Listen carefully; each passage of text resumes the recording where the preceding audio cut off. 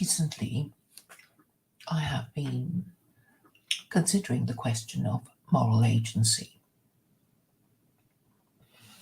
How do we exercise moral agency? It is through choosing between good and evil, isn't it? I really don't see any other way of doing so. So it means that when making decisions, we have to make moral decisions. What are moral decisions? They are decisions about whether something is right or wrong, or good or evil. So where would we get ideas of right or wrong from? Some people think they can just feel it. They just instinctively know whether something is right or wrong by their feelings and by their intellect. Others might say that they can tell whether they are right or wrong by the reaction of people around them about their actions and their words. And yet others say God is the final judge, and yet others might say that what God might have to say about the matter, if he indeed exists, can only be found in Scripture. And this means we have really only a choice of two, the Torah and the Quran.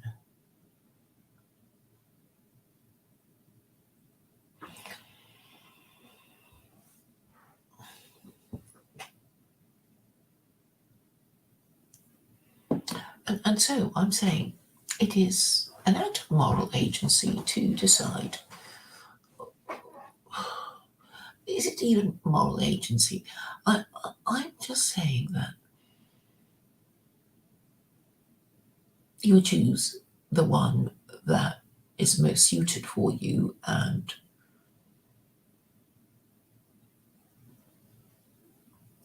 least restrictive. So I guess a Gentile would say, well, I'll go for the one that is for Gentiles and is less restrictive and doesn't have 36 capital offences. But what about the Jew? The Jew would have a slightly more difficult decision to make because they would feel that they have to remain Jews because God made them his chosen people. So in this regard, I would say that secular Jews become very useful in making my point.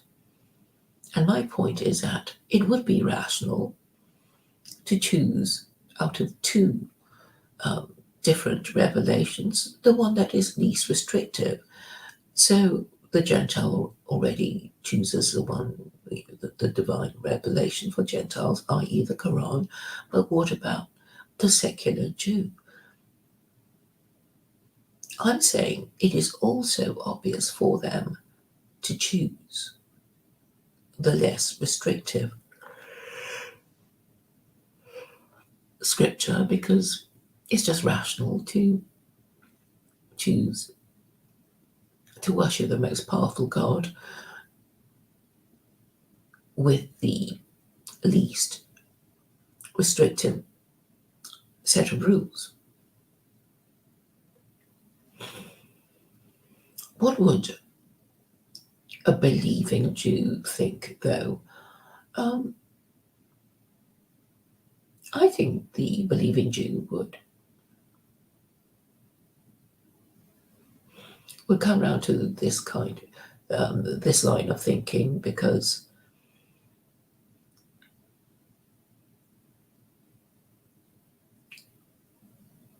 it's not illogical if there are two divine revelation it's open to him to choose either. Would he be not performing his role as God's chosen people if he were to become Muslim? And my answer to this is no, because even if all Jews converted to Islam, um, they would still be light unto nations because they are pointing to the best available guide to humanity and say we were made God's chosen people to come to this conclusion and lead the Gentiles to the best available guide. Now, what is this to do with nationalism? I'm saying that if you were a patriot to your country, you would not be displaying a lot of moral agency. I know the Romans said things like it is, what did they say? It is a noble thing or something to die for your country. Let me just check the actual wording of, I think it's a glorious thing or something. Roman saying to die for your country.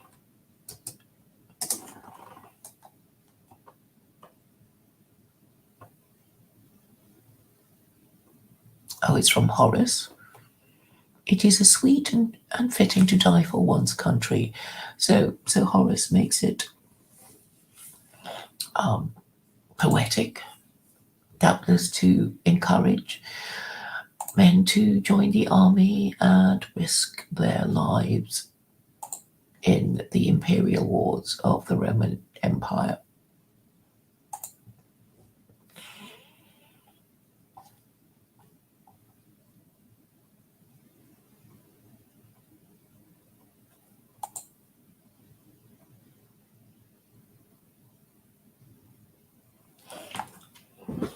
What I'm trying to say is that if we are citizens of a country, we obviously should feel an affection for it and a desire to defend it.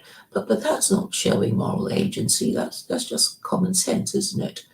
So other patriotic sayings is "my country, right or wrong." Now, who said that? I'll have to look that up as well.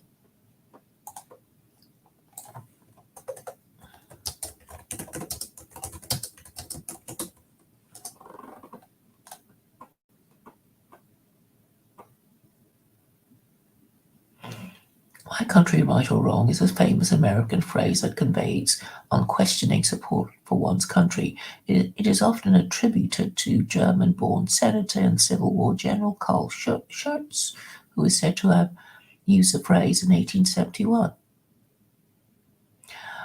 Schurz's full remark was, "My country, right or wrong, if right, to be kept right, and if wrong, to be set right." Yes, that's a more morally satisfying statement.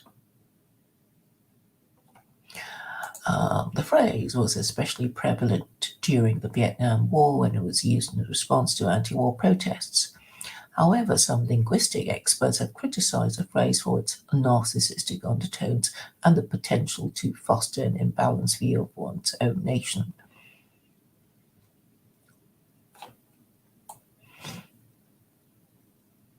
Okay, well, I'm glad I looked up who said it and the full quote. My country, right or wrong, if right, to be kept right, and if wrong, to be set right. Breathes there the man with soul so dead, who never to himself hath said, "This is my own native land."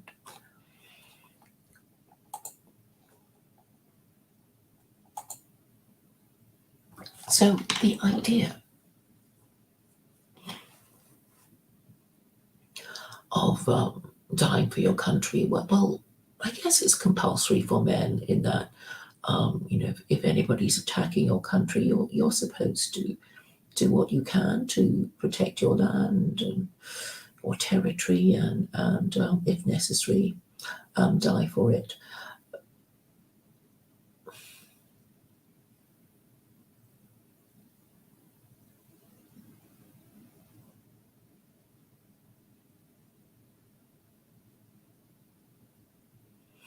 I'm sorry, I seem to have lost my train of thought. It is rather late, but I do want to finish what I was hoping to say. So we were talking about moral agency, and moral agency is to think beyond blindly following the orders of our rulers to die for it. So if it's a defensive war, then understandably we would have, as men, sacrifice or risk our lives to defend the country, and women and children. But in the case of imperial wars, we would have to think more carefully. Obviously, everybody loves a successful imperial war. So,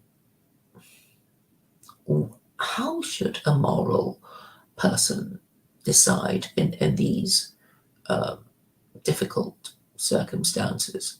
I mean, it is, you know, I suppose most people will just follow orders because they don't want to be seen to be disloyal. But let's say soldiers, men, have moral agency, so, and maybe there's a war they don't want to fight. What could they say to avoid fighting in it if they were minded to do so? You can't really opt out of a defensive war. So I guess this idea of deciding whether to fight would pertain to imperial wars, and this means having to think of, well, which rules to follow. So the title of this stream is "Nationalism is Not Enough." So what would be sufficient? I mean, obviously, your leaders would be saying, we have to fight this war because it's in the national interest. It would be obvious if you're fighting a defensive war that it is in the national interest to protect your territory from attack.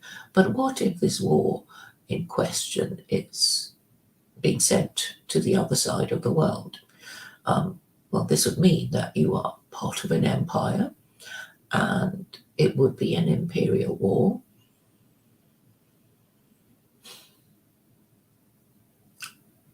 So, what would you do if you didn't fancy fighting it?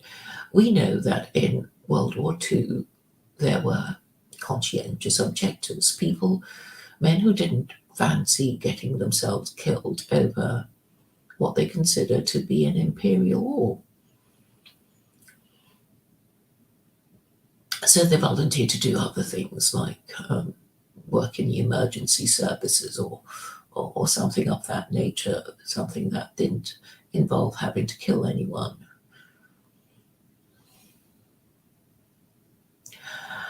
So, on the question of moral agency, we would have to look around for a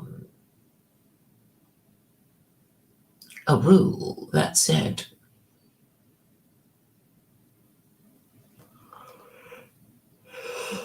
you have the right to you have the moral right to opt out of a war, an imperial war.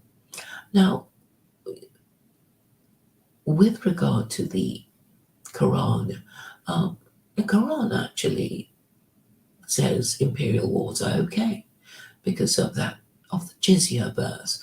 So the jizya verse says you can conquer another country and make them pay the jizya if they want to hold on to their religion, but you also give them the option of converting to Islam and not paying the jizya because the jizya is a conditional tribute.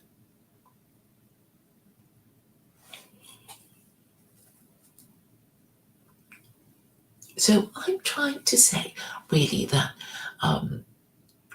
this moral authority that you wish to rely on in order not to fight the imperial war or to opt out of joining the army to be sent to another country to fight this war is to say that you have a right to opt out of it. And I'm saying that the Quran, while on the one hand saying that only defensive wars are allowed, also says that imperial wars, Islamic imperial wars, are also allowed.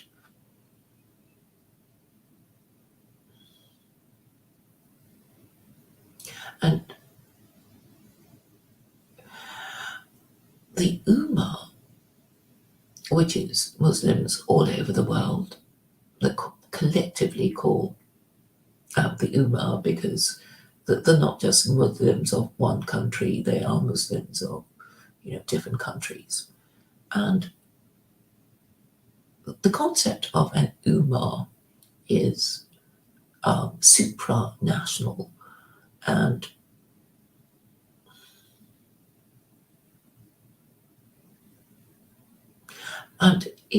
I suppose it's a good thing that you have Muslims all over the world because then it would be difficult for Muslims to want to join an army to go and kill other Muslims in a different country. So that would be an inhibiting factor, and also having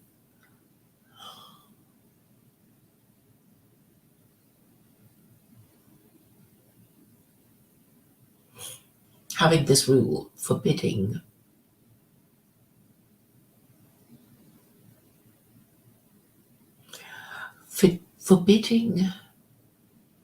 imperial wars.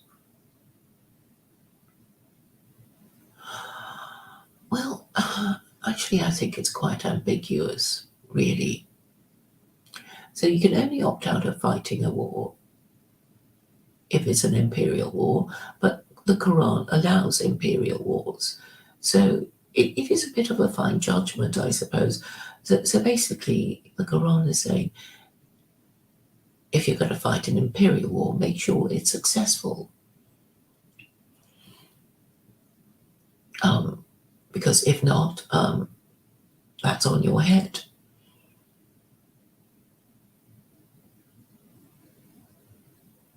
But on the question of international relations, obviously, war comes under the category of international relations.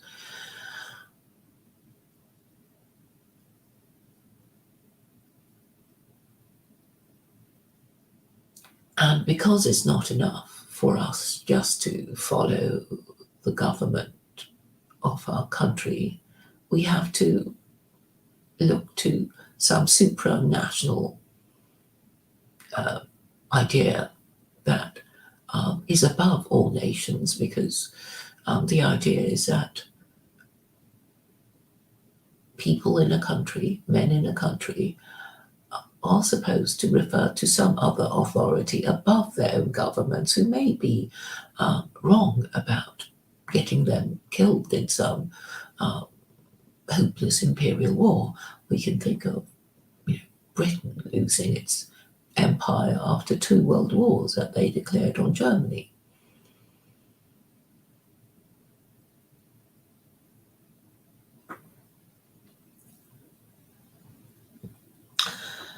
So I guess I'm saying that a supranational organization is necessary to regulate relations between different countries, and our ability to conceive of a supranational organization or entity is important in case our governments are corrupt and tell us to, throw away our lives on idiotic imperial adventures that end up losing the entire empire, as the British did in World War One and World War Two.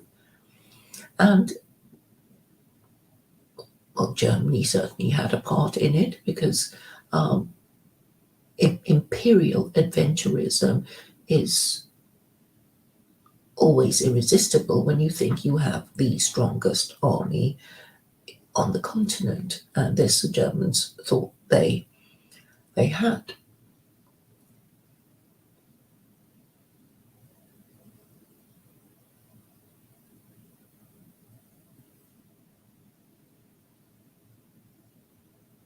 So what does this mean for all of us? I think it means that even when we're walking tall and riding high, that's never the end of the story because nothing lasts. Are there any lessons to be extracted from the recent history of Europe and America? I think there is a certain pattern here of what happens to empires who don't follow Quranic principles of international relations or even impose standards of sexual morality on their own populace. What we do know for certain is that Judaism is the highest status religion because even when only half the Jews are actually practicing their religion, the reputation of Jews is so high that Jewish identity still holds as far as the Gentile is concerned.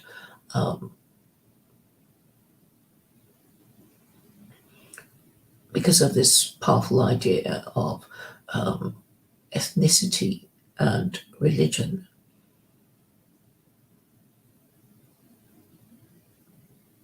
But it's also a very fragile idea in that if nobody practiced Judaism, then in 2 generations,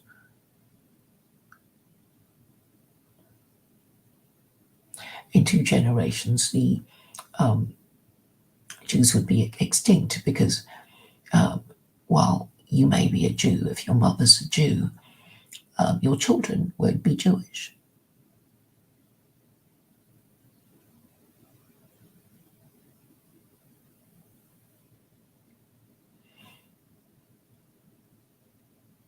So this suggests that sexual reproduction within marriage is crucial to keeping Jews together. Obviously all these Jews who are not practicing Judaism, they won't die out, but they will lose their identity as Jews. And well, you might or might not care about this, but a lot of people do seem to be very obsessed about Jews because they pose a problem and a solution to their own societies and give very strong clues about what religion the Gentile should choose if they wanted to worship the most powerful God.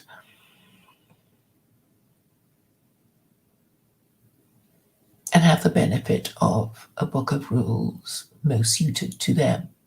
So I started this stream by talking about the Israelis, the secular, liberal, assimilated Israelis assimilated into Western culture. I put it that agnostic, atheist, secular, liberal, some later Jews who don't believe in God, if forced to choose, would have to choose, if they were being logical, the least restrictive form of theocracy. And I'm also saying that even if believing Jews were asked, that they would also, if they were being sensible, not choose a Torah theocracy and the restoration of the Sanhedrin, because, well, they're both dependent on each other. Israel won't be a theocracy unless it restores its Sanhedrin, and the Sanhedrin, when restored, would have to decide on who would have to impose capital punishments, and there are 36 of them in the Torah. And I actually know Jews can't even get their heads around it because they just don't really want it.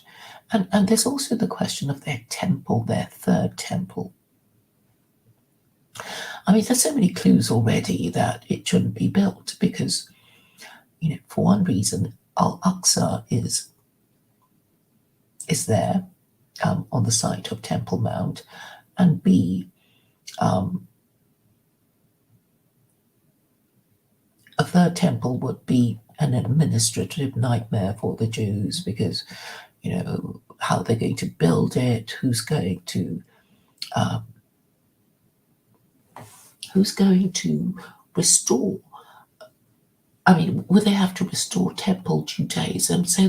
And if they did, they would have to have, priests to perform the animal sacrifices and and the moment you talk about that, you'll start thinking of Aztecs, right?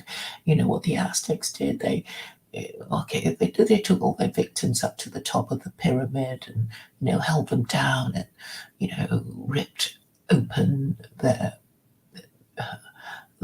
chests of their victims and ripped out their heart and then threw them down the pyramids. And this was a spectacular event, and Jews would have to do the animal equivalent of that.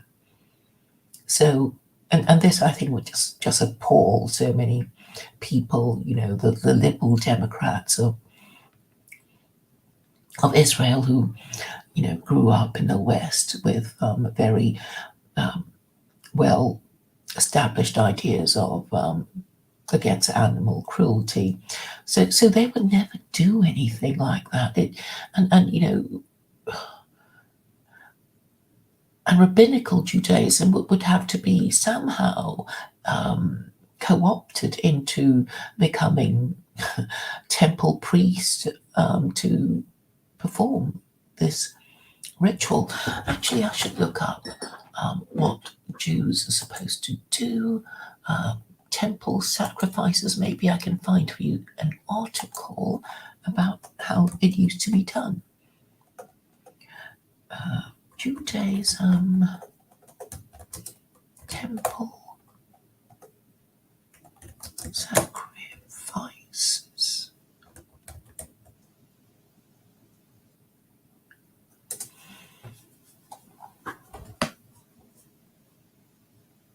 Okay, so they would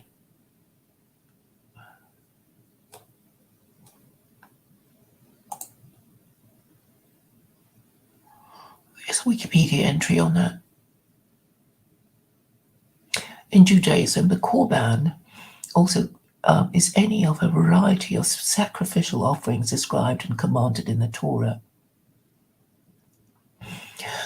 The term Korbans primarily refers to sacrificial offerings given from humans to God for the purpose of doing homage, winning favor, or securing pardon. The object sacrifice was usually an animal that was ritually slaughtered and then transferred from the human to the divine realm by being burnt on an altar. Oh yes, they're always going on about the red heifer, right?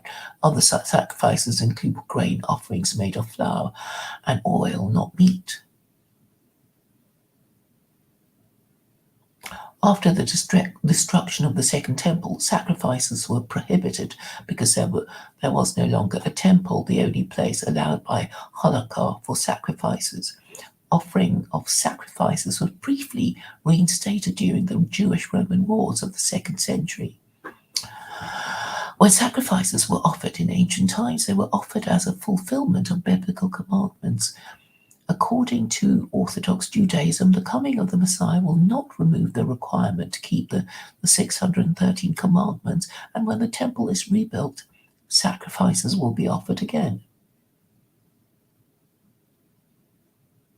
While some korbanot, which is plural for korban, which means sacrificial offerings, or some korbanot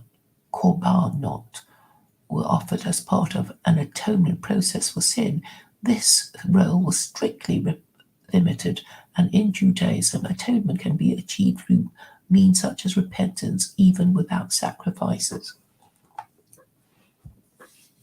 So I think the most sensible form of Judaism is, Yom Kippur, when people, when Jews say sorry to each other and have to cancel all their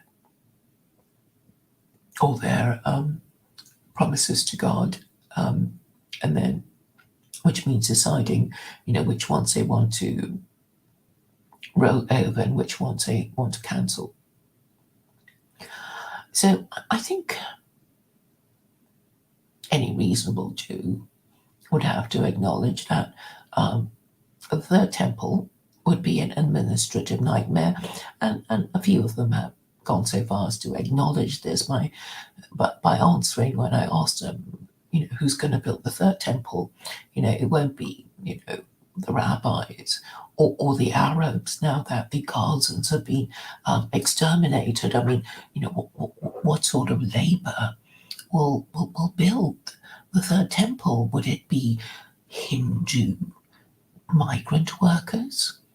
That I suppose the idea might send a shudder through religious Jews, thinking of these terrible idolaters, building their temple. And that's why they, some of them have come up with the idea that, when the Messiah comes, the temple, having already been built in heaven, will magically descend onto Al-Aqsa and I suppose crush the whole thing. So I think these scenarios are improbable. Well, the current arrangements, the current situation is actually enough for a different kind of theocracy to be the rule. So I think peace in the Middle East would be perfectly possible if the Israelis decided to adopt secular Quranism with Israeli characteristics. So, it's not a matter of, them hiring an imam from outside Israel to interpret, the Quran for them. I'm saying that secular Jews could, who are legally trained anyway, could be interpreting the Quran for themselves, as Israeli Jews. So, I've basically addressed all their concerns about, not wanting, Muslims or Gentiles to be telling them what to do.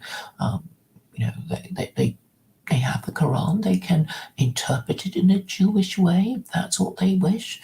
So, doing that would solve, all the problems of, relationships with their, Arab neighbors and the rest of the world, and also make the Americans do the same. If Israel is adopting secular Quranism, then so will the Americans. It is just a feature of Jewish status that if they decided to adopt secular Quranism, then the Americans would just follow suit. It's actually a logical inevitability.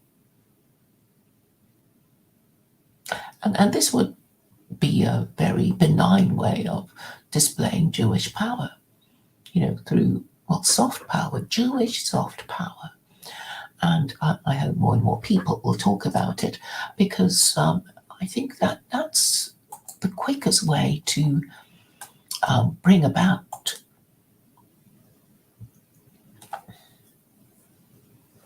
world peace.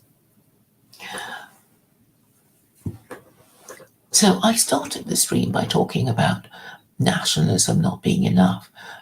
But what about internationalism? What about globalism? So humans have, over the millennia, organized themselves into ever bigger groups. So the smallest is, of course, the family. Families form communities, communities form clans, clans form tribes, tribes form nations, nations form empires, and some empires can be global. And if we are all to be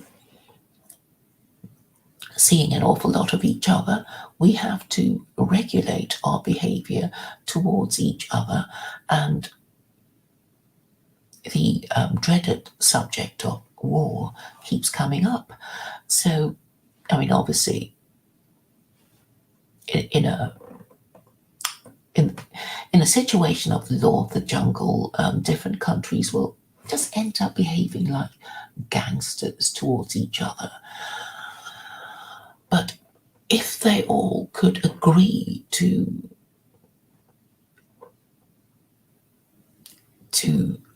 follow certain rules of international relations, then things might be a little more peaceful. Now, I should look up the practice of declaring war, because I think this is a part of more civilized behavior. Declarations of war, and then I promise I will shut up and go to bed.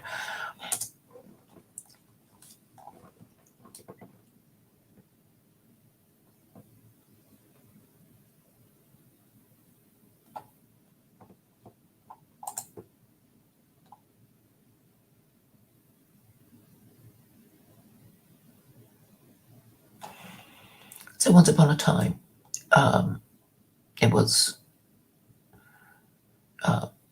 compulsory.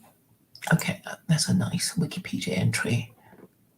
And also a Wikipedia entry of declarations of war during World War II.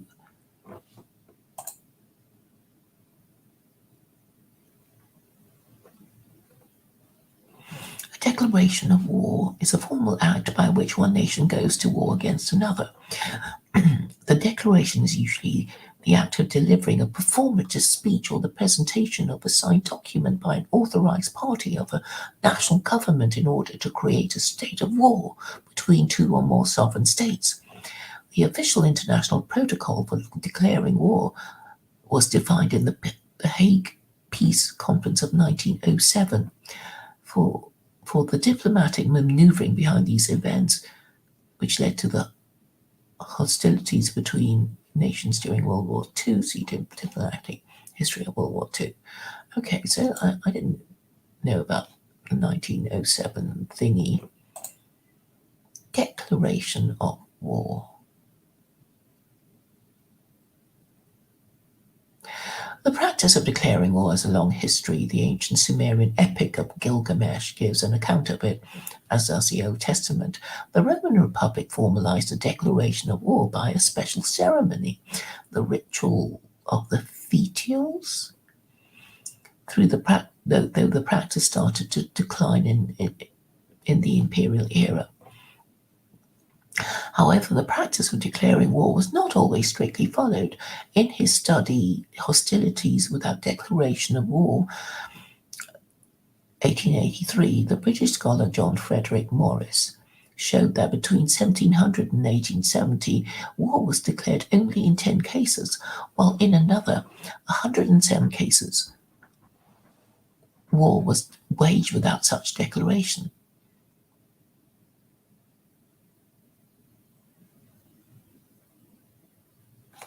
So that's interesting. I wonder.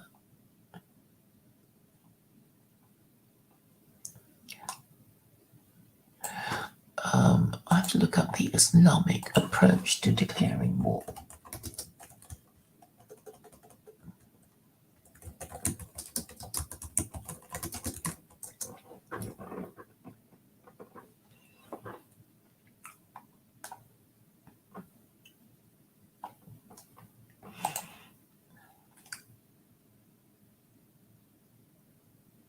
The Islamic approach to declaring war is based on the principles of Allah's justice and non-aggression. Self-defense, Muslims may use force in self-defense or to defend those who are oppressed. Defense of Islam, Muslims may use force to defend Islam but not to spread it. But what about the jizya verse I was talking about? Protection of the innocent, Muslims may use force to protect the innocent who are being oppressed. I don't know if it's all this is reliable or not.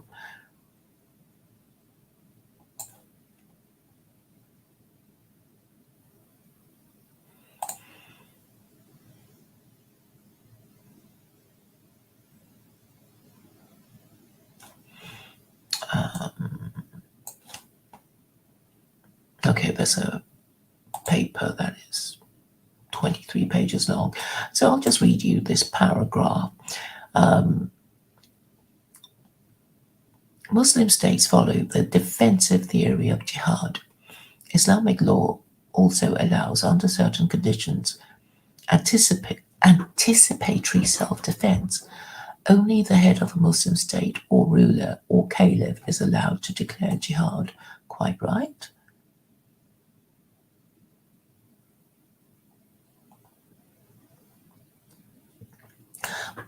But on the question of declaring war,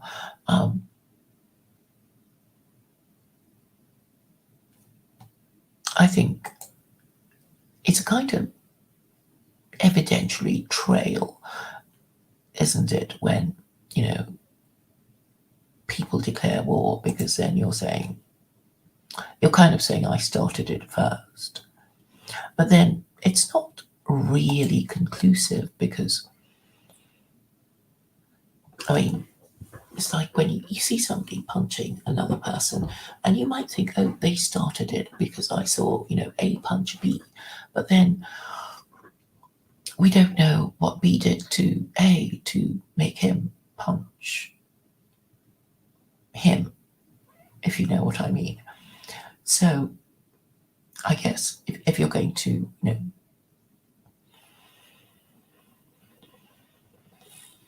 try and decide who was right and who was wrong, you let each party, explain the situation.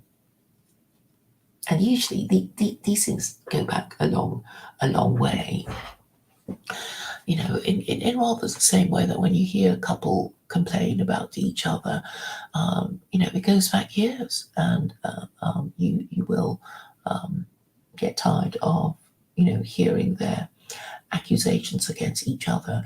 So I guess getting somebody to declare war might would assist historians in working out who was right and who was wrong. In the case of Britain, who declared war on Germany twice, in World War One and World War Two, the Germans could say, well, we didn't start it. We didn't want war with you. You declared war on us. We were just minding our business, sorting the French out and, trying to get a bit of, living space out east. You didn't have to involve yourself in any of this. That's what a German might argue, I imagine. So who is to decide? And in these matters of war, which is very important because war can be very terrible if you have to suffer it, you would have to appeal to a supranational organization and a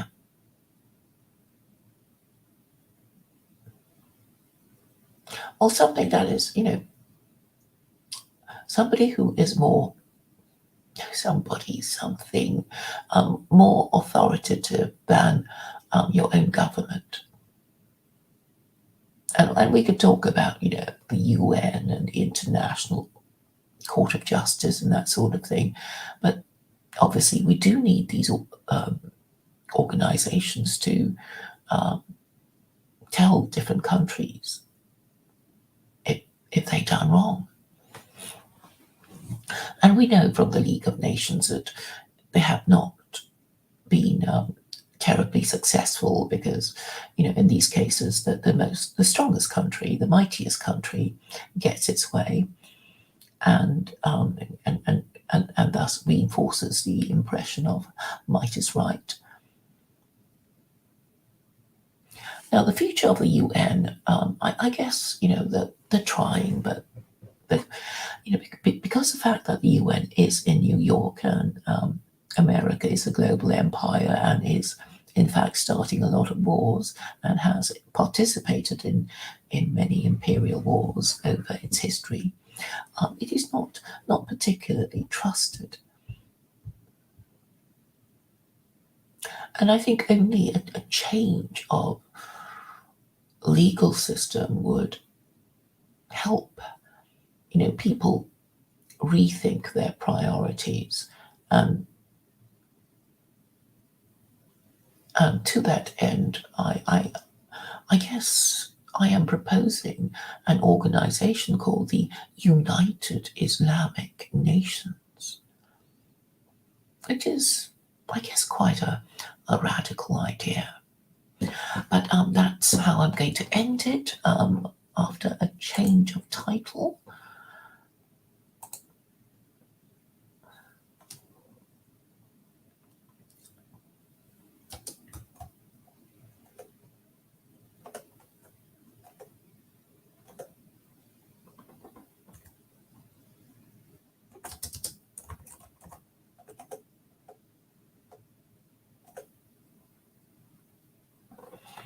Nationalism is not enough.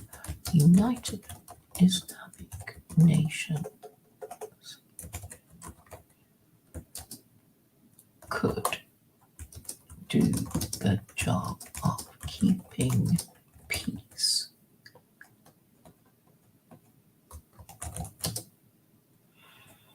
Yeah, it fits into 100 characters, so I'm pleased about that. Nationalism is not enough. United Islamic Nations.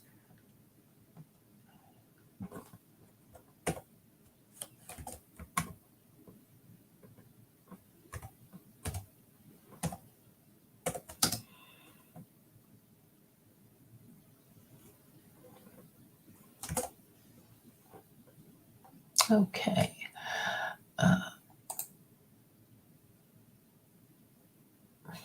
Hello, Skyworks. I've just posted the new title. And it's so perfect. It fits into, it's exactly 100 characters long, which is the character limit for YouTube titles. So I do apologize if I've been a bit slow and rambling, but I think I did kind of talk myself into a new idea, so I'm pleased about that. So in summary, we do need a hypothetical supreme authority to regulate international relations. And even if we're not sure that God exists, is what worth watching? Is well, you don't really watch me, do you? You just listen to me. It's not that long. You can listen to me at double speed, so it's not so time consuming. And anyway, I Not quite sure why you're having a problem with a hypothetical supreme authority.